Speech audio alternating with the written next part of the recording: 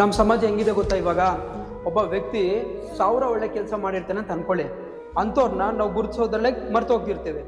ಅದೇ ಆ ವ್ಯಕ್ತಿ ಏನಾದ್ರು ಒಂದೇ ಒಂದು ಸಣ್ಣ ತಪ್ಪುಗಳು, ಒಂದೇ ಒಂದು ತಪ್ಪು ಮಾಡ್ದ ಅಂತ ಇಟ್ಕೊಳ್ಳಿ, ಅದನ್ನ ನಾವು ದೊಡ್ಡದಾಗಿ ನೋಡಿಸ್ತೀವಿ. ಒಳ್ಳೆ ನ್ಯೂಸಲ್ಲಿ ಹೆಡ್ಲೈನ್ಸ್ ನೋಡಿಸ್ತಾರಲ್ಲ, ಆ ಥರ ದೊಡ್ಡದಾಗಿ ನೋಡಿಸ್ತೀವಿ ನಾವು. ಅದೇ ಒಬ್ಬ ಕೆಟ್ಟ ವ್ಯಕ್ತಿ 1000 ಕೆಟ್ಟ ಕೆಲಸ ಮಾಡಿಕೊಂಡು ಬಾಯಿಗೆ ಬಂದಂಗೆ ಬೈಕೊಂಡು ಮೋಸ ಮಾಡ್ಕೊಂಡು ತಿರ್ಗಾಡ್ತಿರ್ತಾರೆ. ಅದೇ ಆ ವ್ಯಕ್ತಿ ಏನಾದ್ರು ಒಂದೇ ಒಂದು ಒಳ್ಳೆ ಕೆಲಸ ಮಾಡ್ದ ಅಂತ ಇಟ್ಕೊಳ್ಳಿ, ನಮ್ಮ ಈ ಜನ, ನಮ್ಮ ಈ ಸಮಾಜ ಅವ್ರನ್ನ ದೊಡ್ಡದಾಗಿ ದೇವ್ರ ಥರ ನೋಡ್ತಾರೆ, ಮೆರೆಸ್ತಾರೆ ಅವ್ರನ್ನೆಲ್ಲ. ಅಲ್ಲ ಗುರು, ಕೆಲವೊಂದು ಸತಿ ನಂಗೆ ಏನು ಅನ್ಸುತ್ತೆ ಗೊತ್ತಾ, ಒಳ್ಳೆತನಕ್ಕಿರೋ ವ್ಯಾಲ್ಯೂ ಕೆಟ್ಟತನಕ್ಕಿರೋ ವ್ಯಾಲ್ಯೂಗೂ ತುಂಬ ಡಿಫ್ರೆನ್ಸ್ ಇದೆ. ಕೆಲವೊಮ್ಮೆ ನಾವು ಕೆಟ್ಟವರಾಗಿರೋದೇ ಬೆಸ್ಟ್ ಅಂತ ಅನ್ಸ್ಬಿಡ್ತೇವೆ ಗುರು. ಯಾಕೆ ಗೊತ್ತಾ? ಒಳ್ಳೆಯವ್ರಿಗಾಗೋಷ್ಟು ಮೋಸ, ಒಳ್ಳೆಯವ್ರಿಗಾಗೋಷ್ಟು ಮನ್ಸಿಗೆ ನೋವು ಕೆಟ್ಟವ್ರಿಗಾಗೋದಿಲ್ಲ. ಇದು ನಾನು ಅರ್ಥ ಮಾಡ್ಕೊಂಡಿರೋದು ಈ ಒಂದು ಸಮಾಜದಲ್ಲಿ.